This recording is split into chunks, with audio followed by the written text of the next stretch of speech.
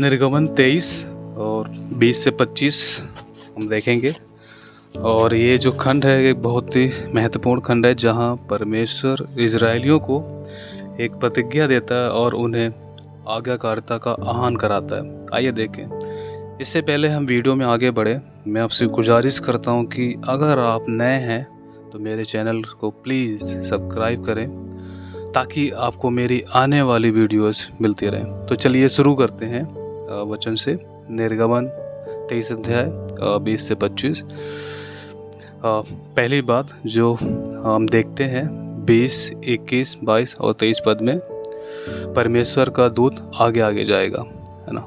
यहाँ पे परमेश्वर कहता है कि वह दूत भेजेगा जो इजरायलियों को वादा किए हुए देश तक सुरक्षित लेकर जाएगा। दूसरी बात, लोगों को उसकी बात माननी है और विद्रोह नहीं करना है। तीसरी बात, अगर वे उसकी बात मानेंगे तो उनके शत्रु भी परमेश्वर के शत्रु बन जाएंगे। दूसरी 24 पद में, मूर्ति पूजा से दूर रहना। इजरायलियों को चेतावनी दी गई है कि वे अन्य जातियों के देवताओं की पूजा ना करें। दूसरी बात, उन्हें उनके वेदियों को तोड़ देना है और केवल सच्चे परमेश्वर की उपासना करनी है। तीसरी बात जो 25 पद में हम देखते हैं कि यदि वे यहोवा की सेवा करेंगे तो वह उनके भोजन और पानी को आशीष देगा। दूसरी बात, बीमारियों को दूर करेगा और उन्हें स्वस्थ रखेगा। हमें इससे क्या सीखने को मिलता है, या हम ये कहें कि हम क्या सीख सकते हैं इन पदों से? तो आइए हम देखते हैं। इससे हम 5 बातों को सीखने की कोशिश करेंगे। पहली बात, परमेश्वर मार्गदर्शन करता है।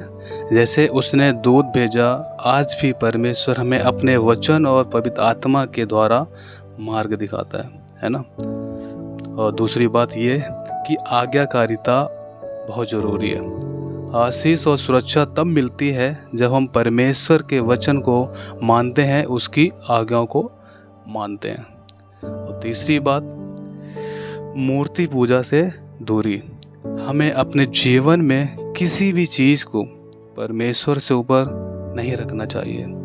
मूर्ति पूजा कुछ भी हो सकती है, जैसे आपका पैसा, आपका मोबाइल पर ज़्यादा समय देना, दोस्ती, सोशल मीडिया एक्सेट्रा, है ना। बहुत सी ऐसी चीज़ें हैं, आप भली बात ही जानते हैं और हम इस बात को अच्छे से जानते हैं कि हम जहाँ समय दे रहे हैं। सिंपल सी बात है, मूर्ति पूजा ये है कि परमेश्वर से ज़्यादा अगर हम समय किसी चीज़ को, किसी व्यक्ति या किसी वस्तु पर दे रहे हैं तो वो ही क्या है, मूर्ति पूजा। हमने उसको पहली प्राथमिकता दे रखी, ना कि परमेश्वर को।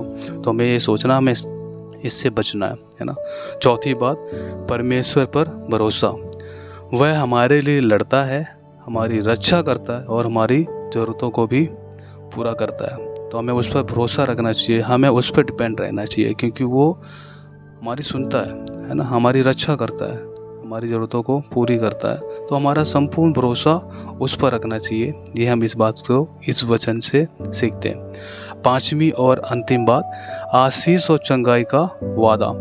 जो उसकी सेवा करते हैं, परमेश्वर उनके जीवन में आशीष और चंगाई लेकर आता है ना। आप लोगों ने अनुभव भी किया होगा, और हमारा ये अनुभव कि परमेश्वर हमें चंगा करता है ना। परमेश्वर हमारे रोगों को चंगा करता है, और ये बात बिल्कुल सच है ना।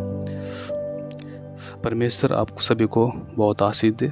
कोशिश करें अपने रिश्तों को परमेश्वर के साथ मजबूत करें, उसकी आज्ञाओं को मानें, उसके वचनों के अनुसार चलें, और पहली प्राथमिकता अपने जीवन में सिर्फ परमेश्वर ही को दें। आइए एक प्रार्थना करते हैं, है ना। हे हमारे परमेश्वर पिता, धन्यवाद कि तू हमारे आगे आगे चलता है और हमें सही मार्ग दिखाता है। हमें मदद कर कि हम तेरे वचन को मानें और तेरी आज्ञाओं का पालन करें। हमें मूर्ति पूजा और पाप से दूर रख, हमारे घर, हमारे भोजन और हमारे पानी को आशीष दे। हमारे शरीर से बीमारी दूर कर और हमें स्वस्थ जीवन दे। हम तुझ पर भरोसा करते हैं कि तू हमारी रक्षा करेगा और हमें आशीष देगा। यीशु मसीह के नाम से इस प्रार्थना को मानते हैं, सुने और कबूल करें। आमीन।